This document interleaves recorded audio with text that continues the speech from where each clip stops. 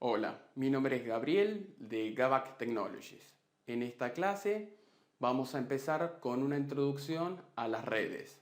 Te voy a explicar en qué consiste, te voy a explicar algunas terminologías que vas a tener que aprender para que puedas desarrollarte en tu carrera. Ahora vamos a empezar con la definición más básica de redes. La red, en lo que es un entorno de computadoras, obviamente, es la conexión entre dos computadoras o más, que esta puede ser inalámbricamente o con cable. Entonces, si bien obviamente las computadoras pueden compartir datos a través de pendrives, CDs o cualquier otro tipo de almacenamiento, utilizar un cable obviamente es lo más óptimo, ya que va a ser lo más rápido y lo más fácil para poder compartir información a través de muchas computadoras sin tener que andar paseando por toda la oficina o por toda tu casa. Vamos a empezar con lo siguiente. Como podemos ver acá, tenemos una computadora, acá tenemos otra y acá vamos a poner una notebook. Para que se puedan conectar estas computadoras puede ser a través del cable o inalámbricamente, como había dicho anteriormente. También tenés otros dispositivos como podría ser una impresora, celulares también, etcétera, escáneres, hay un montón de cosas que son inalámbricas. Bueno, obviamente para que esto se pueda conectar y pueda funcionar perfectamente, vas a necesitar algo que los una. En este caso, un switch. O sea, acá tenés un switch. Y la cantidad de computadoras que puedas conectar al switch va a estar determinada por la cantidad de bocas. Por ejemplo, en este caso vamos a tener 4 bocas. Entonces tenemos conectada la impresora,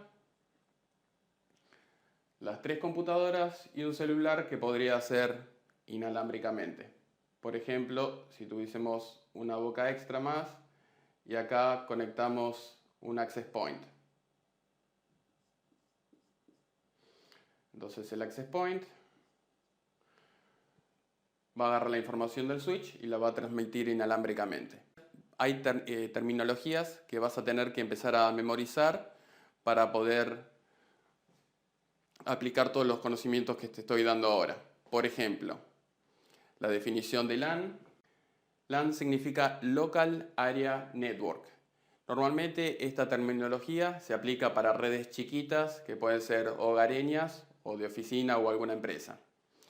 Después tenés otra terminología que se llama online o si no offline. Online significa que la computadora está conectada y está prendida y el sistema operativo se puede conectar. Cuando la computadora está online, lo que significa es que está conectada a la red y obviamente el resto de las computadoras puede acceder al sistema sin ningún tipo de inconveniente. Y cuando está offline, esta terminología de acá, significa que la computadora puede estar apagada, puede tener algún problema en el sistema operativo o puede tener algún otro defecto, puede estar desconectado el cable o lo que sea. Después tenemos otra terminología que es en la red, on the network. Otra terminología es en la red, o que es lo mismo, on the network. Esta terminología lo que significa es cuando una computadora está en la misma red, porque si bien vos podés tener varias computadoras en una misma oficina o en una misma casa, puede ser que esté conectada a una red diferente. ¿Cuándo ocurre esto? Por ejemplo, si vos tenés acá otra red con varias computadoras, puede ser que estas estén conectadas obviamente a un switch.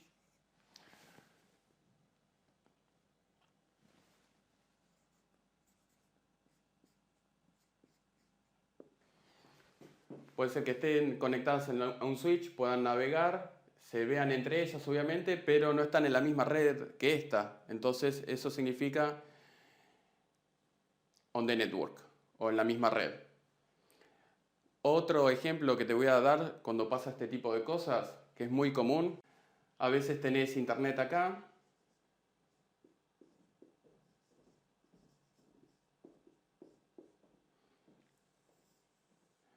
Acá tenés un módem, que puede ser el de FiberTel, Arnet o la empresa que vos tengas. Módem.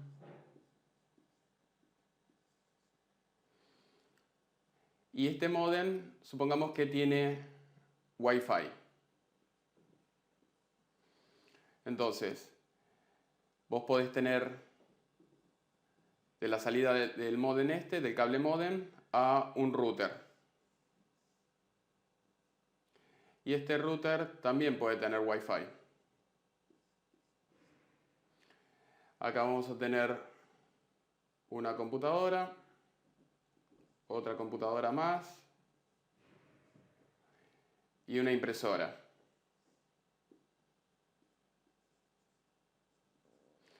Bueno, ¿qué ocurre? Estas dos computadoras están conectadas al router lo mismo que la impresora. Entonces estarían en la misma red. Incluso si vos tenés acá una notebook y la notebook también se conecta al Wi-Fi de este router. Entonces estaría en la misma red.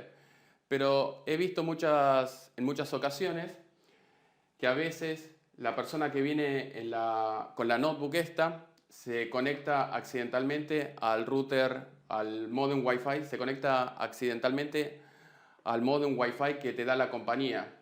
Entonces esto ya te genera otro tipo de red. Entonces después me ha pasado que por ahí la gente me ha llamado, clientes, diciéndome, mira, no puedo imprimir. O no puedo ver al resto de las computadoras la información. Y cuando ocurre esto, normalmente en la mayoría de los casos pasa eso, que se pusieron en otra red, que sería en la del módem. Esto te genera una red y esta tenés otra red. Vamos a ver otra terminología, que es up y down. Up and down es muy parecido a lo que es online y offline. Normalmente es cuando las computadoras están conectadas a la red o no.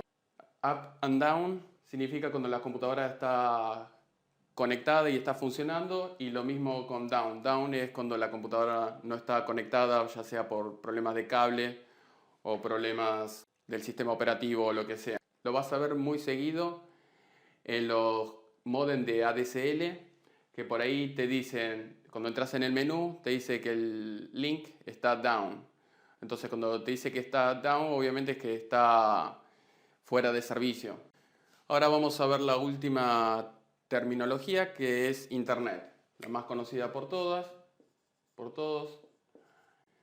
Internet, como comúnmente llamado red de redes. Normalmente Internet son varios proveedores de Internet que se llaman ISP. Después data centers, lo forman data centers también. Y todas las computadoras que estén conectadas al sistema. Básicamente, para mantenerlo sencillo y no entrar en demasiados detalles técnicos, Internet sería la conexión que está fuera de tu casa o de tu oficina y con la que vos te conectás al resto del mundo. Acá tenés tu casa y después acá podés tener algún tipo de negocio y todos se conectan acá y comparten información.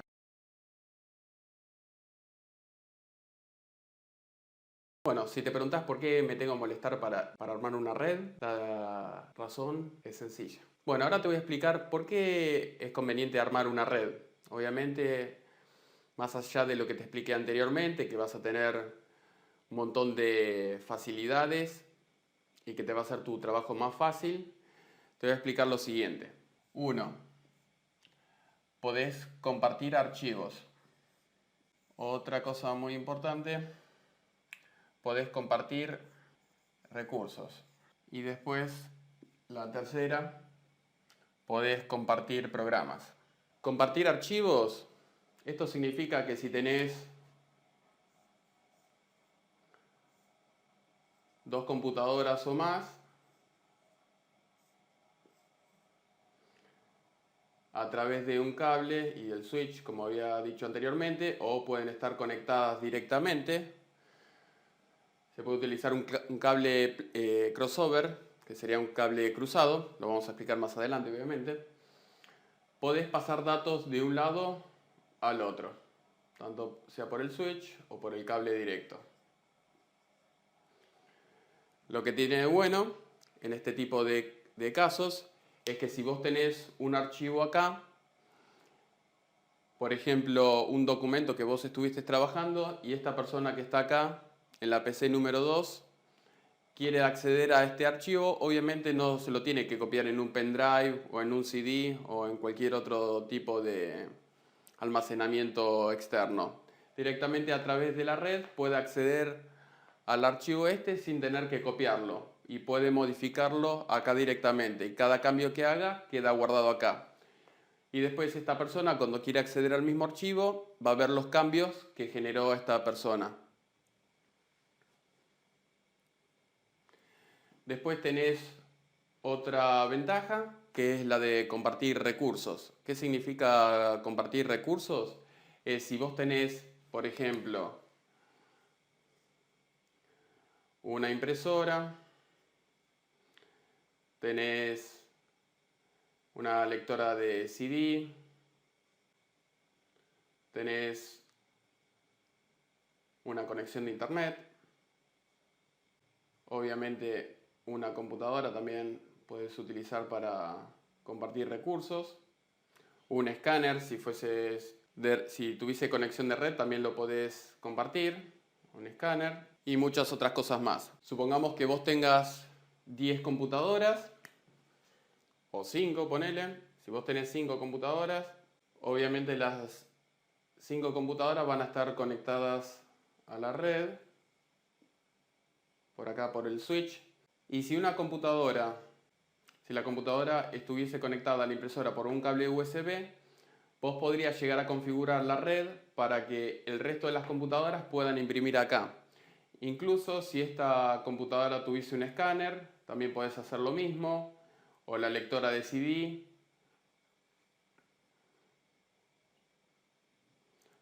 Incluso el disco rígido, como habíamos dicho antes, también. Entonces, de otra manera, si no, tendrías que comprar, por ejemplo, una impresora para cada computadora o una lectora de CD para cada computadora. De esta manera puedes ahorrar costos y vas a poder funcionar de manera mucho más eficiente. Porque incluso vos podés tener una impresora fotocopiadora que soporte mucho más volumen que de las impresoras comunes. Obviamente este tipo de impresoras pueden salir alrededor de los $5.000. Entonces si vos tenés en una empresa un gran volumen de impresiones, obviamente comprar una te va a salir mucho más barata que comprar una para cada PC. Después programas. El tercero, programas. En el caso que vos compres un programa y sea multisesión y el fabricante te permita compartir ese programa con todas tus PC, podés hacerlo tranquilamente. Entonces vos podés tener en una computadora que podría ser el servidor y el resto de las computadoras solamente un acceso directo al programa principal. Entonces de esa manera todas las computadoras van a poder acceder a ese programa de manera rápida y sencilla. Después la última parte obviamente sería Internet.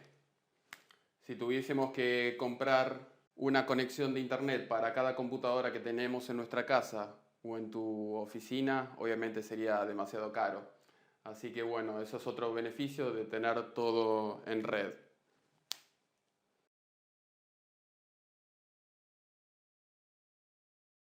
Ahora vamos a ver las diferencias entre clientes y servidores.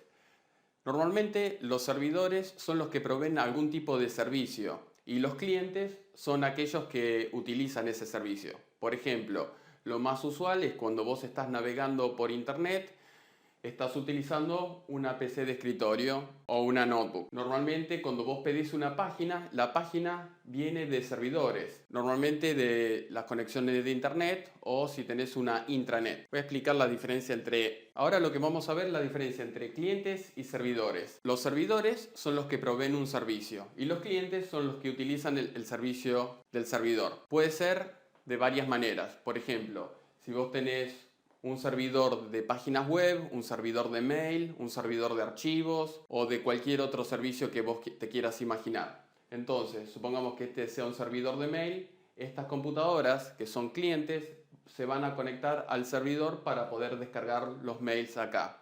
Incluso si vos tenés archivos o programas, todas estas computadoras van a utilizar los servicios o recursos que tenga este servidor. Normalmente se diferencian los servidores de las PC de escritorio físicamente porque los servidores son computadoras muy potentes y los terminales o los clientes normalmente son computadoras que son hogareñas o son computadoras que no tienen mucha potencia porque todos los recursos y toda la potencia la tiene el servidor normalmente. Porque en un servidor es posible que miles de computadoras se conecten al mismo para poder obtener algún tipo de archivo o servicio o lo que necesiten. Entonces normalmente este tipo de servidores son de marcas, son HP, IBM o Dell y hay otras marcas también. Después tenés en las redes de las diferentes empresas, tenés también bien marcado lo que es servidor y lo que es cliente, como te dije anteriormente, porque el cliente no es servidor y el servidor no es cliente. Eso es una buena práctica. Hay mucha gente que comete el error de utilizar los servidores como si fuesen clientes. Entonces este tipo de servidores se infectan o cualquier persona puede meter mano en la computadora, desconfigurar y todo empieza a funcionar mal. Otra cosa que tenés que tener en cuenta es que como los servidores tienen toda la información de la empresa, no importa si estas computadoras son de baja calidad o no, porque si una computadora deja de funcionar, automáticamente puede ser reemplazada por otra y se conecta al servidor y toma los datos automáticamente.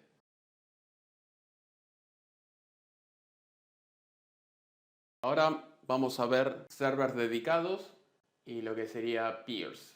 Servers dedicados, como había mencionado antes, obviamente son las computadoras que únicamente hacen una, dos o tres tareas o más, obviamente, pero no son utilizadas por los usuarios finales. Y después tenemos diferentes tipos de redes. Las redes más comunes o son las redes de la gente de bajo recurso, las empresas chiquitas, que normalmente todas las computadoras son Windows 7 y todas funcionan como servidor y cliente. En ese caso serían peers.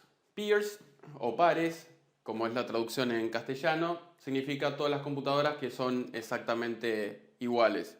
No en especificaciones, pero sí en el Windows. O sea, todos los Windows, por más básicos que sean, por más que sea un XP o que sea Vista, Windows 7, Windows 8, tienen la posibilidad de funcionar como servidor en algunos aspectos, en aspectos más chiquitos. Por ejemplo, obviamente cualquier computadora va a poder tener la posibilidad de compartir archivos o impresoras, entonces ya a esa computadora lo convierte en server.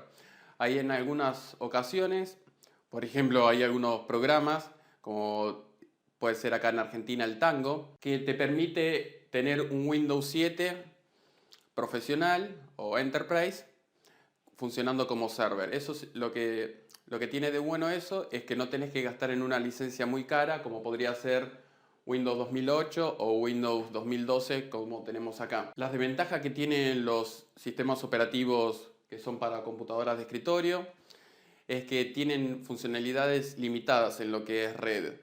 Si bien pueden hacer funciones, como mencioné anteriormente, de compartir archivos o compartir impresoras, no tienen la funcionalidad de poder restringir a los usuarios. Por ejemplo, si vos querés en un Windows Server restringir que la gente no pueda acceder al panel de control, lo podés hacer. Si querés que puedan acceder únicamente a determinadas carpetas, también lo podés hacer. En pocas palabras, el servidor administra todas las computadoras de manera rápida y eficiente.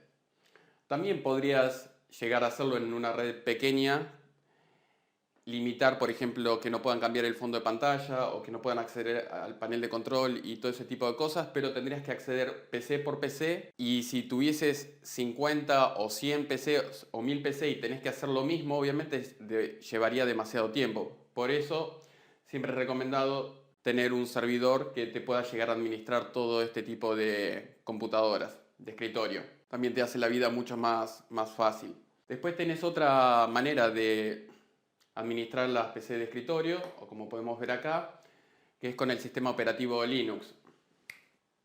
Linux, si bien es otro sistema operativo que es gratis, es bastante popular, pero tiene sus desventajas, que no cualquiera puede utilizar este sistema operativo, ya que la mayoría de las cosas se hacen por comando y tenés que tener un conocimiento mucho más elevado.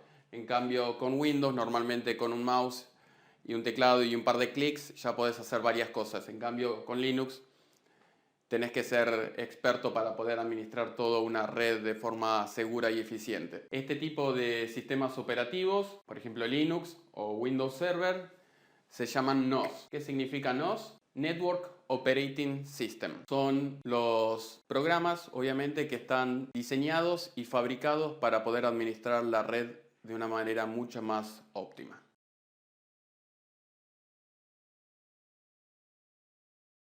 Ahora te voy a explicar qué cosas hacen funcionar una red. Lo primero que vamos a ver es Network Interface. Estas son las interfaces de la red. Por ejemplo, puede ser las placas de red.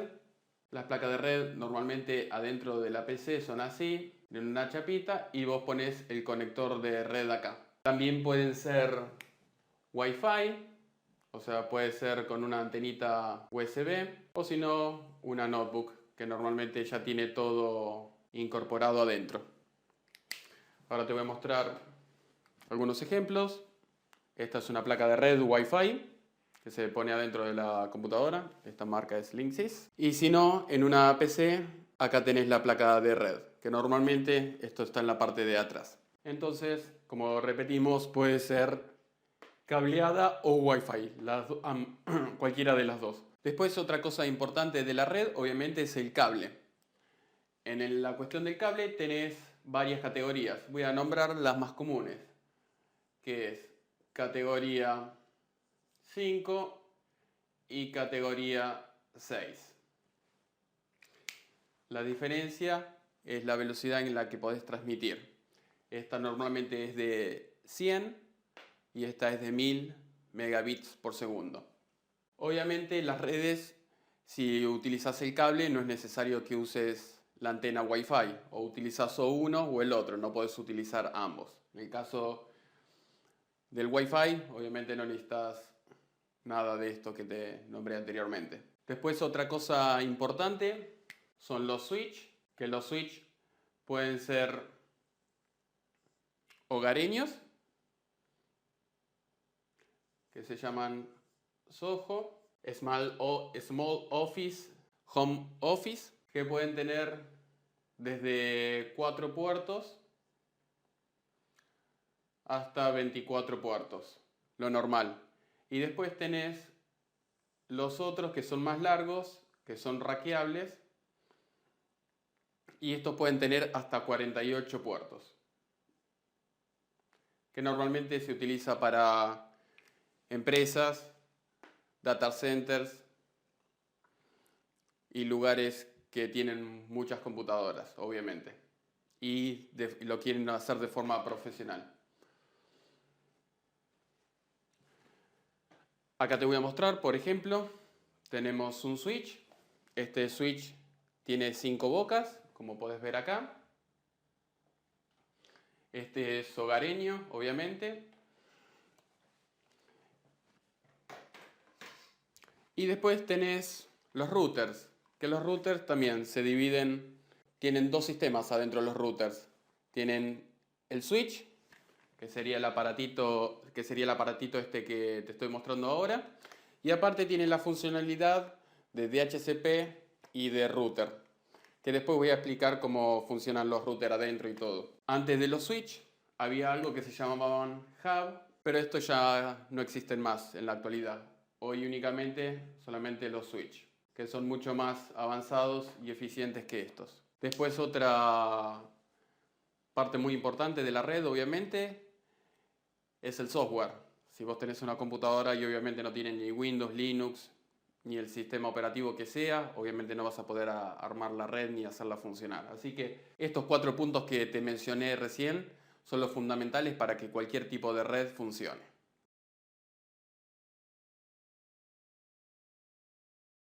Ahora vamos a ver que las computadoras ya no son más personales como solían ser anteriormente. Anteriormente vos podías tener tu computadora completamente desconectada de internet en la época del Windows 3.11 o del DOS, para aquellos que se acuerdan, y que podías jugar, hacer algunas cositas, hacer Word, un Excel, imprimir, hacer cosas básicas, y eso era todo, y tu computadora no iba a tener ningún tipo de inconvenientes. Hoy en día ya la computadora dejó de ser personal y ahora normalmente la mayoría de las computadoras son parte de la red. Esto tiene sus pros y sus contras, obviamente. Ahora te voy a comentar algunas cosas. Al formar parte de una red, obviamente, y guardar todos tus archivos en un servidor o en la computadora de algún compañero, ya no podés borrar archivos indiscriminadamente. Porque normalmente si haces este tipo de cosas, podés borrar los datos de tu compañero o datos del grupo de la empresa, ya que si todos guardan en un mismo lugar, se puede llegar a correr este tipo de peligros. Después, otra cosa que tenés que tener en cuenta es preocuparte acerca de la seguridad. Obviamente, cuando vos vas a ingresar a la red, tenés un nombre de usuario y una contraseña. Ese usuario y contraseña lo tenés que guardar muy secretamente, porque si otra persona llega a tener esos datos, pueden llegar a entrar a la red y tener acceso a lugares que no corresponde.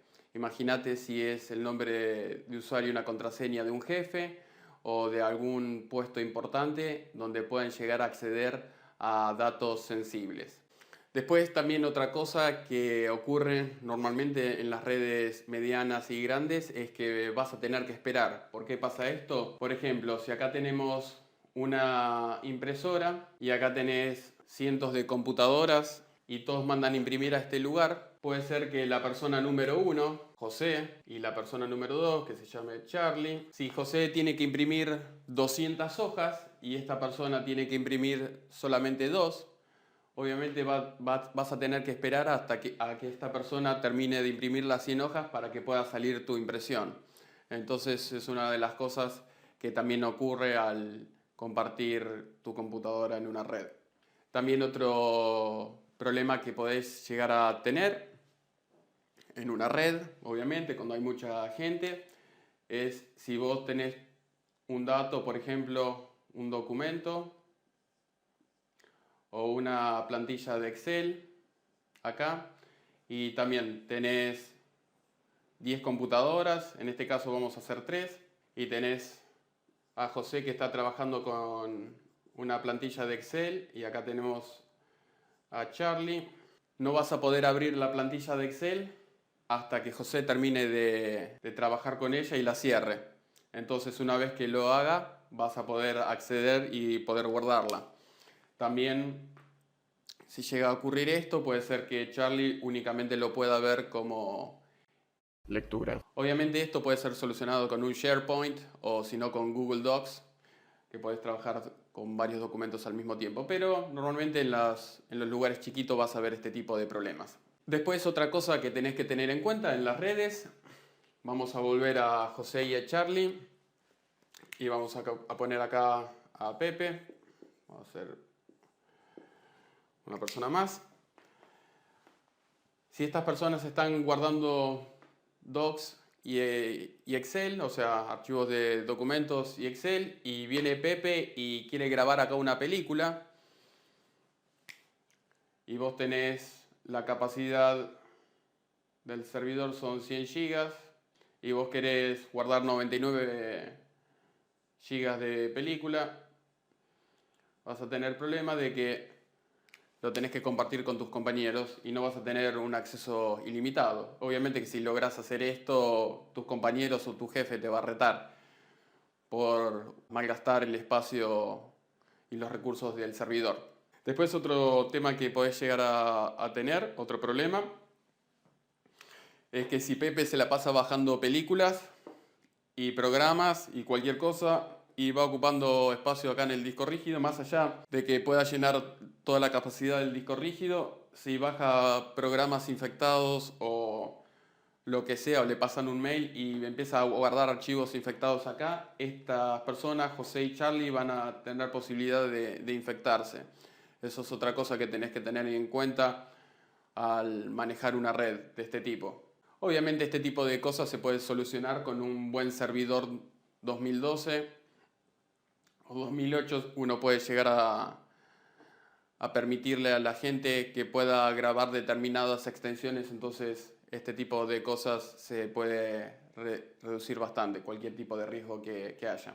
Después otra cosa que tenés que tener en cuenta es la información que vos guardes. Si vos tenés una carpeta común, como habíamos dicho acá, y tenemos estas 3 personas acá, y justo Pepe está enojado con estos dos y guarda algún archivo que eso puede llegar a ser ofensivo, esta gente se puede llegar a dar cuenta y ver este archivo o el jefe de esta persona.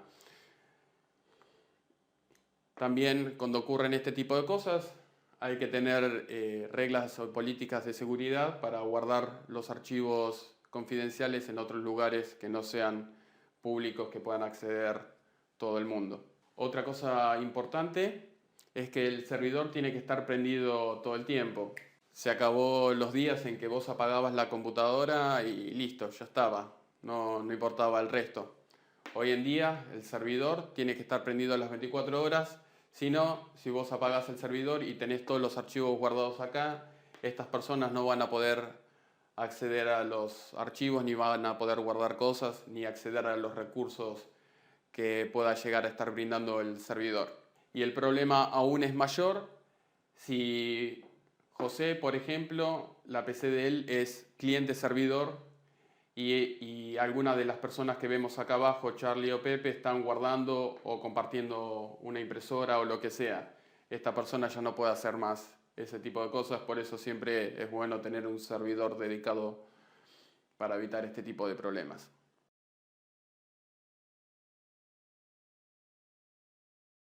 Ahora vamos a ver qué es un Network Administrator o un administrador de red. El administrador de red tiene las siguientes funciones. Es responsable que la red funcione bien y que las cosas no se vayan fuera de control y poner a los usuarios los límites que sean necesarios y cargar obviamente las políticas de seguridad en el servidor que correspondan. También tiene que chequear el backup, verificar que este se haga diariamente o semanalmente, depende las reglas de la compañía, y también es importante chequear el espacio en los servidores y que no se queden sin espacio los usuarios. También es importante para este tipo de puesto que pueda resolver los problemas que tengan los usuarios finales, o sea, los que están utilizando los terminales, como es en este caso que te había dicho anteriormente. También es dar de alta, dar de baja, suspender usuarios o incluso resetear claves y generar claves nuevamente para los usuarios de la red. Para este puesto de trabajo es fundamental tener conocimientos de las buenas prácticas para poder organizar los servidores, cómo administrar los usuarios y también que tenga conocimientos elevados de hardware para poder resolver problemas en servers o PC de escritorio en el caso de que haya algún tipo de emergencia.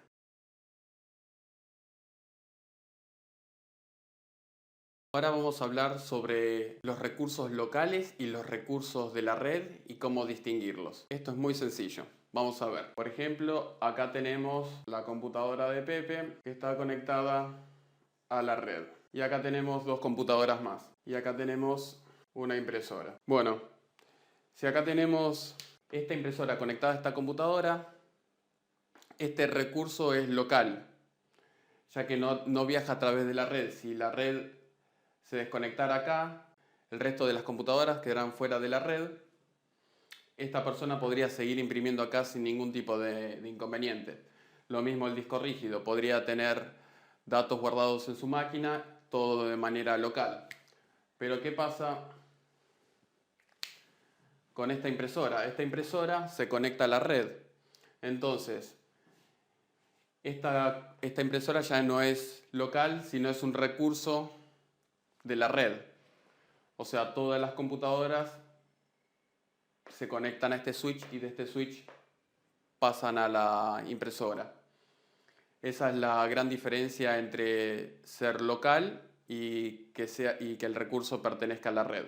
También pasa con los servidores. Por ejemplo, si acá tenemos un servidor, esta gente para acceder a los archivos pasa todo a través de la red.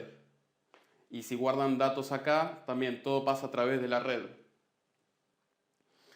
O sea que ellos no pueden guardar nada en sus computadoras si es así que lo tuviese configurado. Y esto es una forma de recurso de red. Como dije anteriormente, recurso local es lo que guardas todo en tu computadora personal y no depende del resto.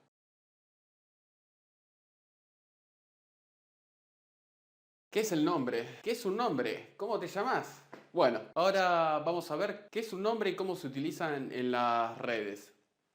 Por ejemplo, las computadoras tienen nombre, los discos rígidos tienen nombre, las redes tienen nombre, las impresoras, servidores y todo lo que se te ocurra en la red tiene nombre. Ahora vamos a ver cuáles son las buenas prácticas al poner nombre a las cosas. A la hora de poner un nombre a la hora de crear un nombre de usuario para un usuario, por ejemplo en este caso Pepe, tenemos que buscar una forma consistente de generar los nombres a través del tiempo. A medida que va pasando el tiempo, tenemos que generar nombres de manera consistente para no ocurrir en errores en el futuro. Esto te puede parecer muy tonto, pero normalmente las compañías empiezan con pocas personas. Por ejemplo, en este caso podemos tener 3 computadoras. Pero a medida que la compañía va creciendo y va aumentando el tamaño y la cantidad de gente que va trabajando en la empresa, ya no van a ser 3, después van a ser 10, 20, 50, 100, 200, 500 personas. Si uno utiliza el mismo nombre de la persona para el nombre de usuario, podemos tener un problema, porque por ahí cuando son 3 personas va a haber un solo Pepe, pero cuando haya 500, por ahí hay varios Pepes, o Josés, o Charlies, o como se llamen. Entonces, una buena práctica es utilizar, por ejemplo, la inicial de la persona, en este caso José, podemos poner punto y el apellido que se puede llamar Pérez. Y si uno lo quiere hacer un poco más seguro todavía, podemos poner los últimos 2 dígitos del año de nacimiento. Entonces supongamos que esta persona nació en el 80, pondríamos el nombre de usuario José, sería j.perez80. Entonces de esa manera podemos hacer lo mismo con el resto de los usuarios y de esa manera evitamos de tener nombres de usuarios repetidos y es fácil a la hora de identificarlos. Después otro error bastante común a la hora de ponerle nombre a las computadoras es ponerle el nombre de la persona a la computadora. Entonces, si en este caso se llama José, mucha gente a la computadora le pone José y acá le pone Pepe. El problema con este tipo de prácticas es que como en las compañías normalmente los empleados entran y salen o por ahí están un par de años y después se van, las computadoras quedan con el nombre del usuario viejo. Entonces, si acá Pérez ya no trabaja más y entra Méndez, por ejemplo, vamos a tener un problema porque esta computadora se va a llamar José cuando el usuario es Méndez. Entonces, para evitar este tipo de problemas, lo ideal es ponerle el nombre a la computadora por el área o el sector que desarrolla la persona. Por ejemplo, si esta persona estuviese en ventas, lo que hacemos es ponerle ventas. Si hubiese más de una computadora en ventas, podríamos poner ventas 2. y así sucesivamente. Entonces, de esa manera siempre vamos a tener en claro cuál es la computadora a la que le vamos a asignar permisos, porque a medida que va surgiendo gente nueva o el gerente quiere empezar a darle permisos diferentes a los diferentes usuarios, es más fácil identificarlos de esta manera. Después, otro nombre que tenemos que colocarle es a las impresoras, como tenemos acá, o los recursos, como podría ser un servidor, un escáner o algún tipo de disco rígido externo, o donde guardamos nuestros datos en una unidad mapeada.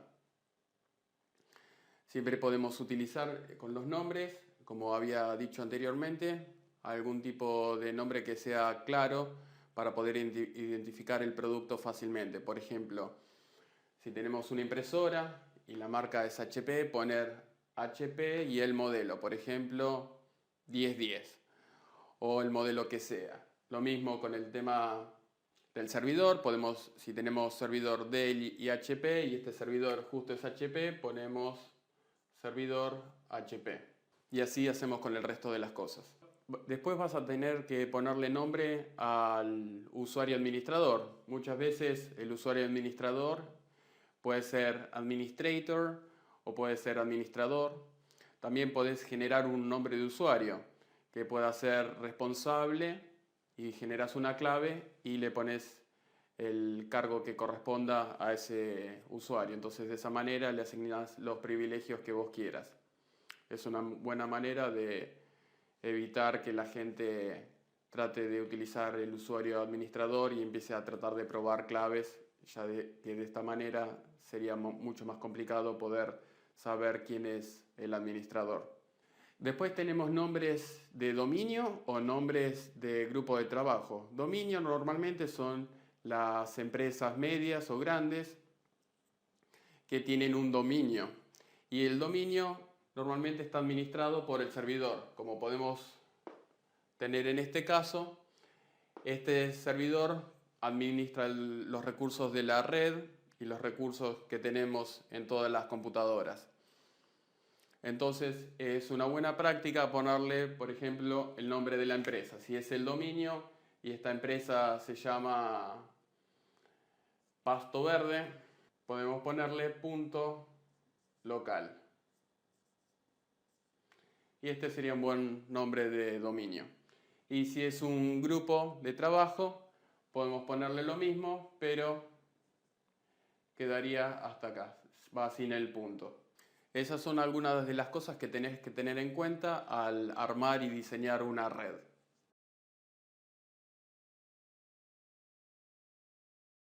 Bueno, ahora vamos a ver entrando y saliendo de las computadoras, poniendo tu nombre de usuario y contraseña.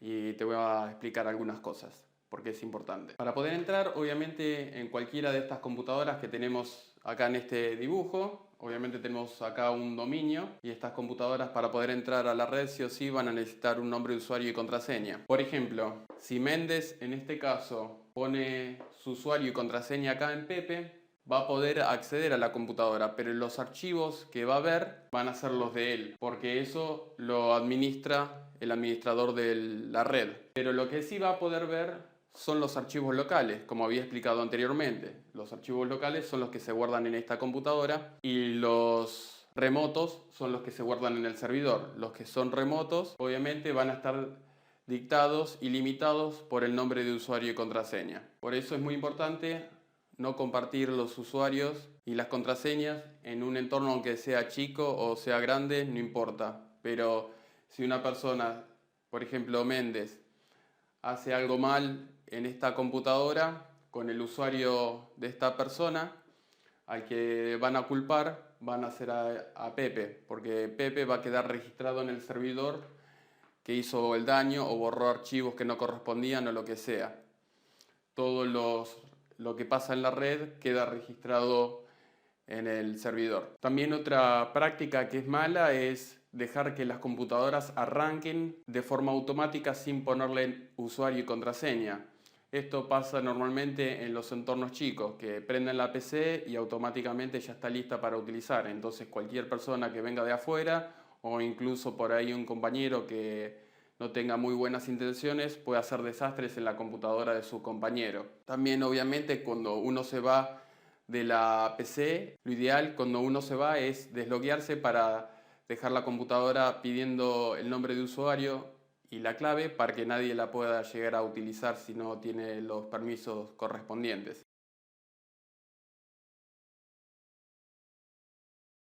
Ahora vamos a ver entendiendo carpetas compartidas. Hacía un tiempo largo atrás, cuando las computadoras no estaban conectadas a la red, normalmente la mayoría tenían un solo disco rígido. Después con el tiempo dos discos rígidos o el mismo disco rígido lo partían en C y D.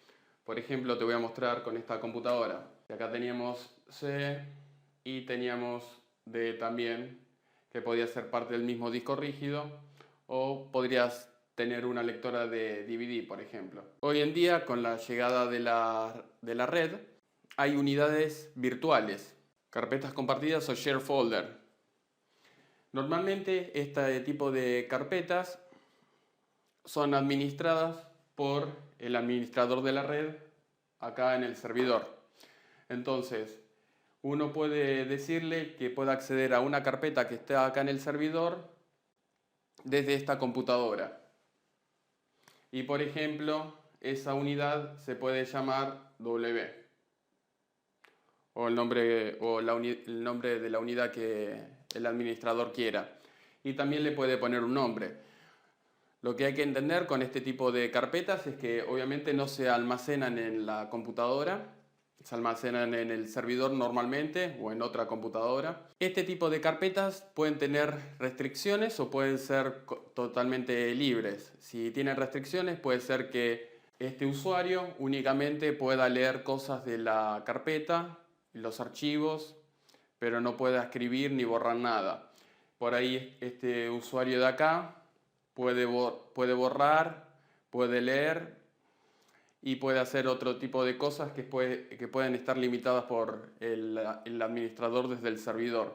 Y después puede haber un tercer usuario que ni siquiera vea la carpeta o solamente que pueda llegar a copiar pero que no pueda leer ni escribir datos. Y así hay un montón de variantes que puede haber dadas por el servidor. Este tipo de cosas hay que tenerlo en cuenta al generar las carpetas. Obviamente, cada usuario puede tener carpetas diferentes compartidas en el servidor que no se vean entre ellos. Entonces, este de ventas puede tener una carpeta que se llama ventas, que como está en el mismo equipo que ventas, pueden compartir, pero esta persona que por ahí está en la parte de soporte tiene su propia carpeta y no puede compartir nada con estas personas porque no tiene nada en común, y así fue administrado por el administrador de la red.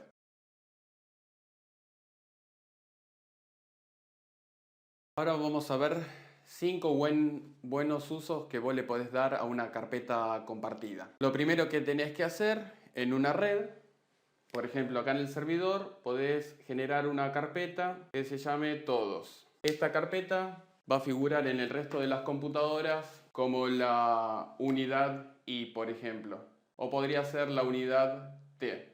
Entonces, cuando alguien copia algo en esta unidad, automáticamente el resto de las computadoras lo va a ver de forma automática. Entonces de esa manera te evitas andar llevando pendrives de un lado para el otro para poder copiar archivos o mandándolos por mail. Si alguien modifica un archivo, automáticamente el resto lo va a estar viendo y lo ve reflejado de manera inmediata. También otra buena práctica es si tu computadora tiene poco espacio, por ejemplo que tengas disco rígido de 160 GB en todas las computadoras, pero el servidor tiene varios teras disponibles para poder almacenar información. Entonces, una buena práctica es que cada usuario tenga su carpeta compartida, pero solamente con el servidor. O sea, podemos generar una unidad que se llame H. Entonces, aunque todo el mundo tenga la misma unidad H, únicamente las personas de esta computadora, en este caso Pepe, va a poder ver los datos que están acá, lo mismo que estas personas. van a ser carpetas individuales. Y estas carpetas individuales lo que va a permitir es que la gente, cuando se llenen los discos rígidos, puedan guardar las cosas acá y que sean privados y que el resto de la gente no lo vea. Normalmente cuando uno hace este tipo de arreglos, tenés que limitar el espacio que le permitís a los usuarios guardar información, porque puede ser que te llenen y te saturen el espacio del disco rígido fácilmente. Por eso es bueno decirle a los usuarios, vas a tener, por ejemplo, 5 GB disponibles en la red exclusivamente para vos. Y una vez que lleguen a ese espacio, por más que el servidor tenga un montón de gigas disponibles, no van a poder copiar más que eso. Y en el caso de que tuvieses una sola unidad compartida, como es esta, la T, que habíamos dicho que esta unidad compartida es la misma para toda la red, en lo que sería la carpeta, vamos, la carpeta que se llame todos. Siempre hay que tener cuidado de respetar el espacio, porque si uno lo deja ilimitado, obviamente entre todas las computadoras pueden llenar el disco rígido del servidor fácilmente. También verifica que antes de guardar cualquier cosa, si vos sos uno de los usuarios que están acá, te preguntar a ver si tenés permiso para poder guardar, porque ya que el administrador va a tener acceso a tus datos, hay que ver si esos datos no son confidenciales como para que un tercero los pueda llegar a ver. Espero que te haya gustado mi video. Si tenés alguna duda, lo podés hacer en la página web www.clickyaprende.com.ar. Si querés contratarme, lo podés hacer en mi otra página web, que es www.gabac.com.ar. Hago trabajos internacionales por si vos estás fuera de Argentina. Y si querés seguirme para poder estar actualizado sobre los últimos videos que hago semana a semana, podés hacerlo en los canales de YouTube, Facebook y Twitter. Nos vemos hasta la próxima. Chao.